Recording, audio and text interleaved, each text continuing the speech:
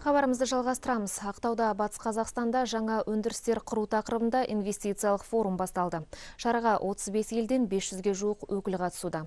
Жиында еліміздің батысында жаңа өндірістер ашу үшін инвесторларды тарту мәселесі талқыланды. Гүлмира Әбішева әңгімелейді. Бүгінде еліміздегі ішкі жалпы өнімнің 40%-ын Батыс Қазақстан өңірі беріп отыр. Бұл аймақта ел экономикасының негізгі қозғаушы күші саналатын мұнай-газ өндіруші кәсіпорындар шоғырланған. Алдағы уақытта қара алтын игеру көлемі арта түспек. Келер жылы Қашаған жобасының екінші кезеңі басталады. Оған қажетті жабдықтар жасап, қызмет көрсету үшін бірнеше өндіріс ашу керек. Шетел және отандық бизнес қауымдастықты біріккен кәсіпорындар ашуға шақыру форумның басты мақсаты дейді ұйымдастырушылар. 30-тан көп елден біздің инвесторларымыз келіп отыр. Бір жағынан 200-дей қазақстандық компаниялар қатысып отыр. Сол екеуін бір-бірін бастарын қосып, қандай керегінше проекттермен таныстырып, 3 жылда, 5 жылда болатын проекттер.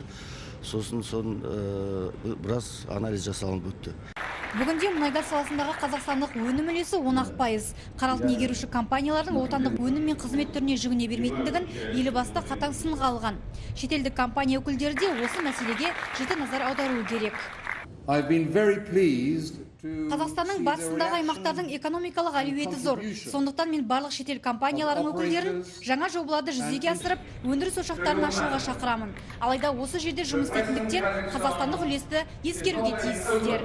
3 күнге созылатын форум аясында біріккен кәсіпорындар ашу жөнінде 7 бірдей келісімшартқа қол қойылмақ. Мәселен, Ақтауда Қытай мен венгриялық инвесторлар мұнай-газ саласына қажетті жабдықтар жасайтын зауыт ашуға келіссе, қазақстандық бір серіктестік битум түрлерін өндіретін кәсіпорын ашпақ. Біріккен Араб Эмираттан бір инвесторлармен кездесіп, бұлар жаңа өзеннің анализін жасап, қандай зауыт салуға ашуға болады деп, сол анализ жасап, сосын осы жерге жаңа өзенге инвестиция әкелеміз деп уәде беріп жатыр бізге. Жаңа кәсіпорындар ашу аймақта жаңа жұмыс орындарын құруға мүмкіндік береді. Бұл мұнайлы өлкедегі жұмыссыздықты жойып, тұрғындардың еңбекке араласып, әлеуметтік жағдайының жақсаруына ықпал етпек.